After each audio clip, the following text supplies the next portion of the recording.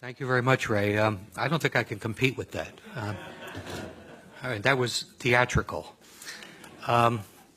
Instead, I would like to go a bit beyond the comments that both of my colleagues have made and suggest not only that Israel is no ally, but also that it is actually not a friend because it does actual damage to the United States through using its considerable access to Congress and the media to promote policies that are good neither for the United States nor for Israel.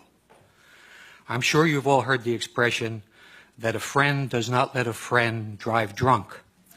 Well, the United States has been driving drunk for quite some time, and that dangerous behavior has to some extent been encouraged by Israel and its many supporters in Washington. Israel might or might not have been an actual enabler of the disastrous American invasion of Iraq, but it is undeniably true that American officials extremely close to the Israeli government were behind the rush to war and the forgery of phony intelligence that fed the process. If the United States goes to war with Iran in the near future, it will not be because Tehran actually threatens America. It will be because Israel and its powerful lobby in the U.S. have succeeded in creating an essentially false casus belli to mandate such action. Prime Minister Benjamin Netanyahu, who once commented that 9/11 was good for Israel, has repeatedly sought to commit our government to draw red lines that would narrow options for the White House and de facto require it to take action with the military against Iran. Congress is meanwhile advancing legislation that would commit the United States to intervene militarily in support of a unilateral Israeli attack, meaning that Israel could easily be empowered to make the decision on whether or not the U.S. goes to war. Nothing relating to Israel is quite like the U.S. interaction with other countries. Delinda and Janet have outlined the dollar costs and special financing arrangements that go to support Israel, measures that are not in place for any other nation. Congress also approved on Wednesday, as part of the United States-Israel Strategic Partnership Act, by a vote of 410 to 1, an Israeli exemption from the reciprocity mandated by the so-called visa waiver program. Israelis will be able to travel freely to the United States, while their government will be allowed to refuse entry to American citizens. This is a privilege that is granted to no other country.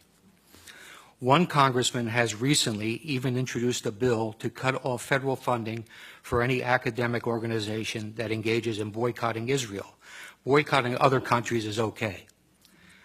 Israel interferes in American elections, most recently on behalf of Mitt Romney. It has corrupted our Congress. Its head of government publicly rebukes our own head of state. Government ministers insult and ridicule John Kerry, and its intelligence officers actually provide alarmist and inaccurate private briefings for American senators on Capitol Hill. I also would not doubt that Israel, accustomed to behaving with impunity towards its alleged friend and patron in Washington, might manufacture a pretext to draw the U.S. into a new conflict, something reminiscent of the Lavon affair in Alexandria, Egypt in 1954, or the false flag attack on the USS Liberty in 1967. Israel currently strongly supports using force to intervene in Syria, a proposition that is opposed overwhelmingly by the American public. In short, Israel has no reluctance to use its enormous political and media clout in the U.S. to pressure successive administrations to conform to its own foreign and security policy views. One other very good reason why Israel should not receive billions of dollars in military assistance annually is its persistent espionage against the United States. Grant Smith has described how Friends of Israel stole enriched uranium from a Pennsylvania refinery to create a nuclear arsenal. More recently, we have learned how Arnon Milchan, a Hollywood producer born in Israel, arranged for the illegal purchase of 800 nuclear triggers. Milchan picked up an Oscar last Sunday without any interference from the FBI. The existence of a large-scale Israeli spying effort at the time of 9/11 has been widely reported, incorporating Israeli companies in New Jersey and Florida, as well as hundreds of art students nationwide. 5 Israelis from one of the companies were observed celebrating against the backdrop of the Twin Towers going down. While it is often observed that everyone spies on everyone else, particularly true if one is referring to our own NSA, espionage is a high-risk business that most countries are extremely careful when they are spying on friends because of fear of blowback. Israel, which relies on Washington for billions of dollars in aid and also for political cover in international fora like the UN, does not spy discreetly, largely because it knows that few in Washington will seek to hold it to account.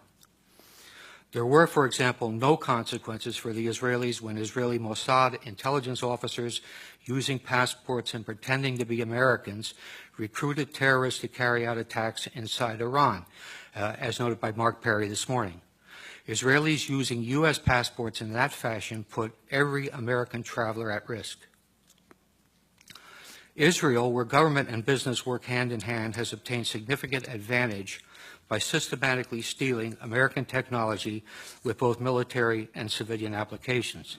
The U.S. developed technology is then reverse engineered and used by the Israelis to support their own exports.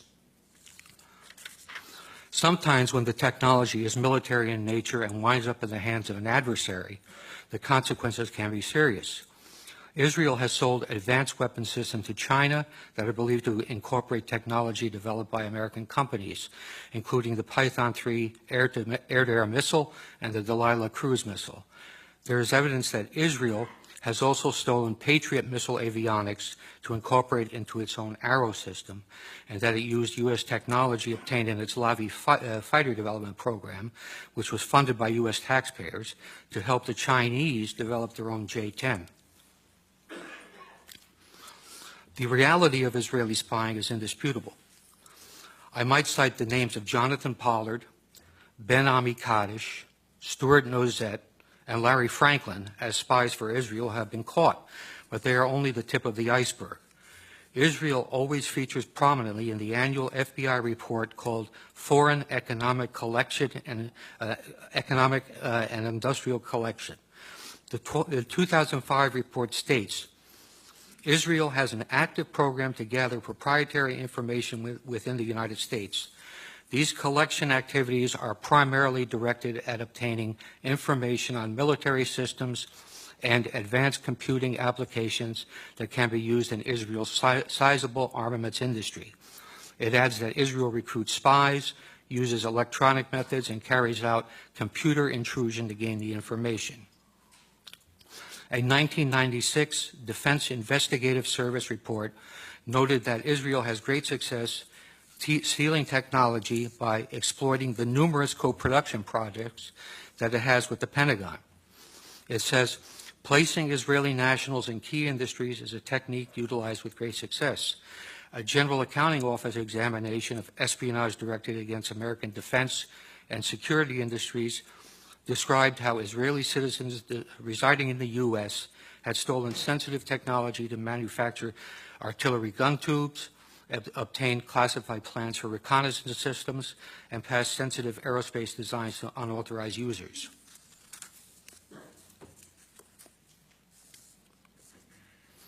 The GAO concluded that Israel conducts, and this is a quote, conducts the most aggressive espionage operation against the United States of any U.S. ally. In June 2006, a Pentagon administrative judge overruled an appeal by an Israeli who had been denied a security clearance. If you can imagine that, an Israeli with a security clearance at the Pentagon. But anyway, they overruled him when he appealed it, and said the Israeli government is actively engaged in military and industrial espionage in the United States. An Israeli citizen working in the U.S. who has access to proprietary information is likely to be a target of such espionage. More recently, FBI counterintelligence officer John Cole has reported how many cases of Israeli espionage are dropped under orders from the Justice Department. He provides a conservative estimate of 125 viable investigations into Israeli espionage involving both American citizens and Israelis that were stopped due to political pressure. So the answer to the question, is Israel an ally of the United States, is most definitely no. Is it even a friend? Well, I suppose there are all kinds of friends in the world, but if you judge Israel by its record on how it interacts with the American government and people, I think the answer would also have to be no. Thank you.